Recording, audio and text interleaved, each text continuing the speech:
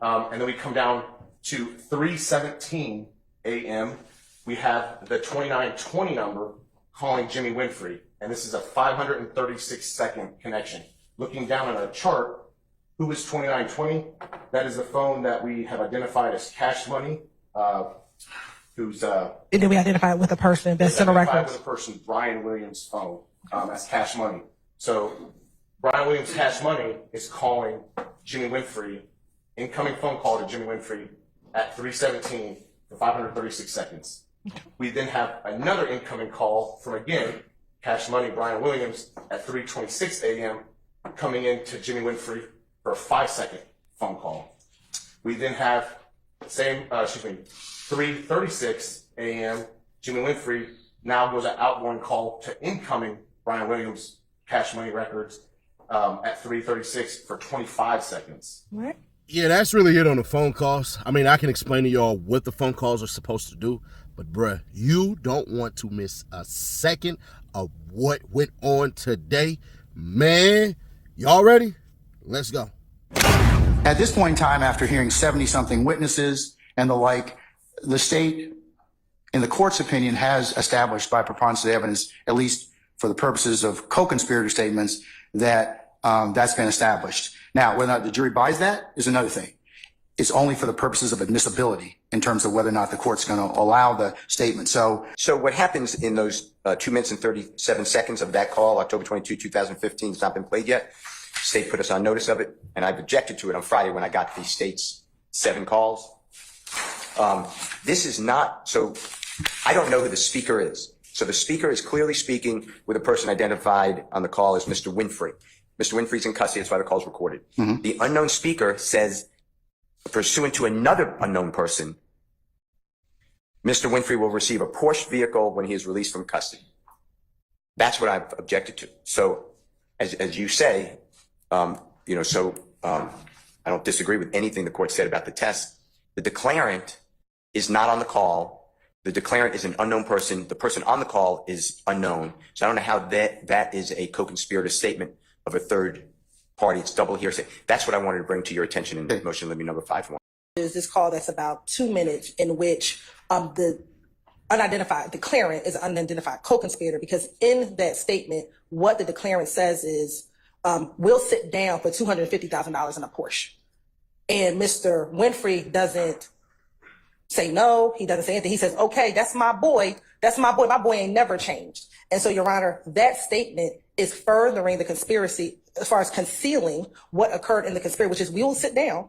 We will be quiet. We will not say anything for this amount of money. Now, whether or not that happened or not, whether or not he got paid, whether or not he got the Porsche is of no consequence. But this conversation here shows that there's a covering up of the conspiracy, that conspiracy being 1, the gang, and conspiracy 2 being the actual shooting of the bus, Your Honor. And so we believe that this would fall under the co-conspirator hearsay exception. you can overrule your objection, sir. Have a continuing? Yes, you may have a continuing objection. Absolutely. Thank you. Yeah. What shot it? I'm going to call him back. What did you tell me that shot? Man, he want to talk about shit. He said when you get out, you're going to have a Porsche. Yeah, tell me to give it to you. Nah, he told me you do that. He never going to do that, man. Yeah, he ain't the man. You know this shit is Porsche, man. You ain't got no choice. Hey, man, like what Bobby said, you better guard your crib. Yeah, we sit out for several months for a Porsche in the court meeting. Hey, come on. Hey, my fine chain now. Hey, we'll be here. Ain't the man. So like that, it's a fan, how you need to get out. Huh? Hey, come on. Call. Now, do you remember what time that call was on October 22nd? It was 21:33, so 9:33 at night. And was this call made on Mr. Winfrey's pen? No, it was not. How were you able to find this call? By doing basically kind of like a reverse search, basically getting the phone numbers that I had previously observed Mr. Winfrey calling to the custodian of records at Cobb County and having them query those phone numbers in their system. So then in doing so, I could see that basically these calls were listed from Winfrey, and then all of a sudden there's a couple calls to that same phone number in another inmate's name. And so I requested those and received those. And the phone number that you queried, did you have a name associated with that phone number? I likely did. I need to check the report if you don't mind to refresh my memory. Well, looking at your report, how professional memory. It would- What's yeah. the name that was associated with the number? I put it as Shad, or I think you heard Rashad or Shad, something to that effect. I put Shad in my report. And in listening to the previous jail calls that we listed yesterday, was that name Shad familiar to you, given some of the other calls? I'll sustain objection, Mr. Form. You can rephrase. Had you heard the name Shad prior to listening to this call? Yes, Where? on other jail calls. Were those jail calls we heard yesterday? Those are some of them, yes. In your review of the jail calls, did you hear more calls with this individual by the name of Shad? Yes, that's correct, yes. Now, why was this call significant to you? I heard a money value and a valuable car being discussed in it. What was the money value you heard? $250,000, $250,000. And what was said about the $250,000, $250,000? Basically, when he gets out, he'll have a Porsche purchased for him and $250,000. Now, was that Winfrey who said it, or was that Shad who said that to him? Shad that said that to Winfrey. Now, sitting here right now, do you know if Jimmy Winfrey was ever paid $250,000? I don't know that. Do you know if he ever received a Porsche? I don't know that. Sitting here now, do you know if he ever received any compensation I don't know that information. to you regarding this phone call? I mean, the fact that he was using someone else's PIN, so it was something that was at least being attempted to be concealed through his own PIN number. I'll overrule the objection. Yeah, so that's pretty much it. That my interpretation was there's a reason why it was used on. I'll stay as the form. What was your interpretation of him calling under a different PIN number? Overrule, sir. There's a reason why it was not on his PIN number. As it relates to this case, do you know if Jimmy Winfrey ever took a plea in this case? He did. In relation to this phone call, how much time passed before he took a plea? It was approximately a month later, or maybe a month and a day, but a month later. Sir, do you have an objection? Okay. Where is the general area of that call? We go back to our almost first location. So the I-75, I-85 split just north of that area. Yes, Mr. Weinstein, you have an objection? Yeah, you have Basis. I do have an objection. It calls for speculation as far as area of the call. He knows where the cell tower is. Okay, But not the call. speculation is your objection, not the rest of the speaking. I'm going to overrule the objection, sir. And let me ask you this. With cell phone towers, does it give you an exact pinpoint or a radius or area? So in these records, this is a location of the tower. So we just have a radius. But going off this, we just have. Excuse me, Your Honor. Basis. He's raising objection.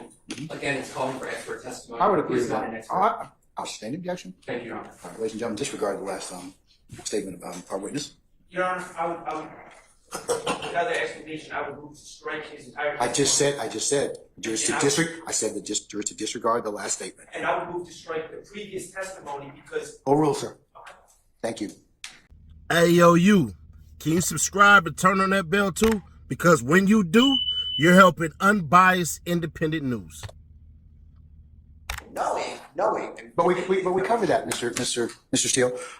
We covered that. So what's the additional ruling on it? Knowing that was not a guilty plea. That was a coerced guilty plea is not a guilty plea. But we had a discussion at the bench, and I told you that you can inquire into that depending upon what was testified to. Okay, and I'm going to do that, I propose. But my point is, that was so low blow to say a month later a man who was coerced by a Superior Court judge in Cobb County pled guilty, that I don't know if I can overcome that, because the impression is that Mr. Winfrey was being rewarded for his guilty plea. The state knows that guilty plea was not. But we don't know as I mentioned earlier at the bench, we don't know the circumstances of why that particular first guilty plea was rejected. I don't think it's relevant for our purposes. I think the state said they weren't going to get into it. So again, for the second time, because we covered that up at the bench, do you have anything else you wish to add to that? I don't think the state was trying to insinuate anything. If you want to test that or reason, because it might go to bias, it might go to motive to misrepresent. So it bothers me a great deal, and I'm surprised, but I'm not ever in the mind of the court. It doesn't bother the court because it doesn't go to bias, and the state knows exactly what they did. They know, and you know. I don't. The first time that I knew that there was an appellate opinion is when you told me, and that's it. I don't have any other knowledge of that. Well, I read under opinion, and Winfrey versus State specifically states, and it gives what happened, that the Honorable Judge Staley in Cobb County coerced a human being to enter a guilty plea. For the state of Georgia to say, did he plead guilty a month later, That to me is beyond the pale. And I would like the court to. I think that that's just them asking. They're not asking why, which would be improper. But because it gets into evidence that would be not relevant for this particular proceeding. I'm like so twisted in my mind. I might be tired, but I don't follow. It should have never come in. It did come in. Now I have to deal with it. You tell me I'm cross. And I don't think you're conflating, Mr. Steele, the bottom line basis as to why the initial guilty plea was rejected by our appellate court. I'm telling you that I don't know what the basis of that. I still don't know because I didn't read the opinion. The state didn't solicit that or elicit it from the witness. They only just said, hey, he pled guilty on another thing a month later. But the relevant portion that the court heard was the fact that if the jury wants to believe it, is the why as to what Mr. Winfrey may or may not have gotten. And that's the only thing that I heard at this point in time. I think that, from being a person who loves what we do and loves the courts, I think it's offensive to say and have an agent testify that a guilty plea occurred when everybody knows or should know that guilty plea is not a guilty plea. It is struck, vacated. Okay, and Mr. Steele, I'm kind of just telling you that the reason and rationale is not, that would be totally improper for us to get into. Okay. I would agree about that, but I don't think that was the state's intention in asking that question. So I'll note your concern for purposes of the record. Okay. Okay. So I'm going to make a proffer then for about 10 seconds if I may. And I understand what you said. Of course, I'll follow your rule. But I was going to ask Agent Racy. I was going to take the opinion, and I would be perfect to the opinion. And you stated that this man pled guilty. The man actually wanted to go to trial. You can say yes or no. The man was then told by Judge Staley that she doesn't see him winning. She knows the people in Cobb County. They will not like him. He will go to prison. He's going to be sentenced for X number of years, whatever the opinion says, and then he can answer the questions. And I will then ask the court to strike that testimony again, like I did earlier. I understand you're telling me it's not relevant. I believe that it should have never come in the first place, and the state of Georgia has misled the jury. He did not plead guilty a month later because we do not recognize that as a guilty. When I say we, our system of what we call just was not. It was perverted. Okay. All right. The state. Hold on, Mr. Matthews. The state wish to be heard on that issue. Yes, Your Honor. Yes, Ms. Hilton. Your Honor, first I want to direct the court to an order that was entered on April 9, 2024, in which there was an order in which we cannot discuss the appellate process. What is a fact is that Mr. Winfrey pled a month later. What the state asked, which was my next question, and I forget how I phrased the question, did he have to plea again to the same charges? And he said yes, approximately a year later, to show that there was something that occurred and he had to plea again. But the fact remained that 1 month later, he took a plea. Now, the reason why it was overturned, or the reason why that is the appellate process in which the court has ordered that we cannot discuss and that we cannot get into. What Mr. Steele is speaking of is the reason why it was overturned. That is not for this jury to determine. They can know he pled once and then he had to plea again, which is the plea that we had. Because what I can imagine is on cross-examination, if I did not ask that question, they would have crossed him on it. And so what I did was ask him about a fact, which was a fact, and then did something else occur later on, which is also a fact. And if Mr. Steele is going to go into what occurred during the appellate process, he's going to be assuming facts not in evidence, because that we never asked him anything about the appellate process. When did I enter that order? On April 9, 2024. Okay. All right. So I've already dealt with that issue, Mr. Steele. I note your objections. So I don't believe that those questions would be relevant for this inquiry, based upon my order. So, but I'll note your objection for the record. Okay. Of course. No, All right. I appreciate your kindness. Can I have 2 more statements for this, though? If you don't mind. I understand the ruling. I just want to make 2 more statements. Yes. Okay, thanks. First one is, I don't know how the state can say I was going to, or anyone, maybe I shouldn't speak for other people. I never had a conversation with the prosecution that I would ever cross-examine a witness on a coerced guilty plea. You made a proffer. That's all. I mean, I don't think we need to spend more time with it, but I'm good. They took the wind out of the sails. I never, ever was going to do that. Number 2, based upon your ruling, I understand it, and I'd just like you to, I'm going to move for a mistrial because I can't cross in it. If it's denied, can you just do what I've been doing? I'll deny the motion for mistrial. I'll go ahead and grant you, I will note that you've asked again for mistrial before the positing of the next question, which you've done. All right. Mr. Matthews, did you have something you wanted to tell? I just wanted to chime in on that issue that has just been addressed by the court. I wanted to. Which issue, sir? That the Honorable Mr. Steele addressed with the court. Which one? regarding the guilty plea. Okay. Or lack thereof. Okay.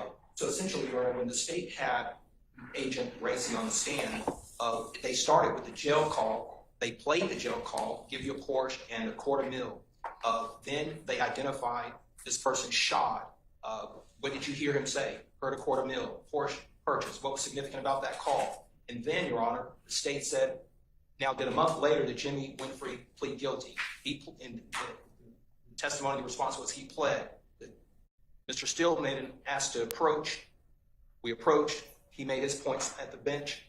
After he approached, that's when the state furthered their question and said, hey, did something occur a year later, and did he take another plea? So that was afterwards. So in my mind, Your Honor, that sequence of questioning by the prosecution led the jury to assume and conclude that it was after he heard $250,000, after he heard that a Porsche was going to be given to him, he pled a month later. And I don't think we can unring that. And again, the Winfrey versus State 304 Georgia 94, what Mr. Steele is saying, which I tend to agree with, is that after that Supreme Court reversed that plea, it was not a plea. It was not a guilty plea on that date when he initially pled a month later, because it was reversed. And it was reversed because the Supreme Court determined that the judge improperly, under Uniform Rules of Superior Court 33.5 paragraph A, determined that she improperly involved herself in plea negotiations, and there are a number of quotes. This opportunity is going away. Okay, what does that have to do with the issue of what was just presented? I get it. The guilty plea was faulty for whatever reason. And the state knew that. And they had a responsibility to know that. This is very But we covered that on order on the 9th. We covered that at the bench. Mr. Steele already went through it. Do you have anything new you want to tell me? just that they, on the 9th, the state knew that. They knew that before they asked that question this morning. Anything else, sir? So I'm intimating to the court that that door has been opened in our estimation. The court will have to rule on it. I don't believe that door has been opened. I believe that at this point in time, it's going to stay closed. So let me break down the sale stuff real quick. I'm going to be fair. It definitely looked like somebody masterminded the hit on Lil Wayne from how the cell phone stuff looks, right? It do look like he started calling around and talking to a bunch of people, maybe like, yeah, I did it, and all that. That's what you can infer from that, and that's exactly what the state wants to do. And if you are wondering why there is a picture of Gunna, I'm talking about his plea deal, it's simply because this. That phone call y'all heard is all about interpretation. But what does this have to do with Gunna? So part of the RICO with Gunna is a nigga called from jail. They got Gunna on the phone. And you know what he said? He said, Gunna, man, I'll kill for you and all of that. And Gunna's supposed to be the second in charge. Gunna is supposed to be the right-hand man to the operations and all that. And that was a pledge of loyalty to say that I will kill somebody for you. When in all actuality, that just means you my dog. That's just slang talk. But if you say that to a jury of people who are not your peers, let's just say some middle-class white woman or non-black woman, they might hear that if the state has painted it that way and go, oh, snap, that's somebody pledging their loyalty to Gunna. So, Nash, how does that tie into what happened today? Well, today, they try to make the case that nigga said basically, yeah, give me $250,000 in a Porsche, and I'll do anything. I'll shoot at anybody. I'll commit any crime for you. Knowing good and damn well that was them speaking in hyperbole. They were just making that stuff up, bro. There's no way in hell. And then the funniest part about the whole thing is, so you mean to tell me all you gang detectives that have been studying all this and everything like that y'all didn't find any posts of no Porsche and no $250,000? Because I'm fairly certain if it existed, you hoes would have literally put that there, but you did it. You mean to tell me you had the wherewithal to go and find the vehicle and do all of that? Bro, it's certain things that the state is doing that's dirty as hell, and this is one of them. They know nigga didn't get paid no $250,000 in no damn Porsche. So why are you bringing it up? They're really exposing how dirty they are. And then for the judge, you get a Z, F or F minus. Bruh, are you stupid or dumb? Are you running threesomes with these ladies, bro? You gotta be getting your balls rubbed or something. Bro, this was some BS of the highest order. First off, let me get my grades out. Matthews gets an A.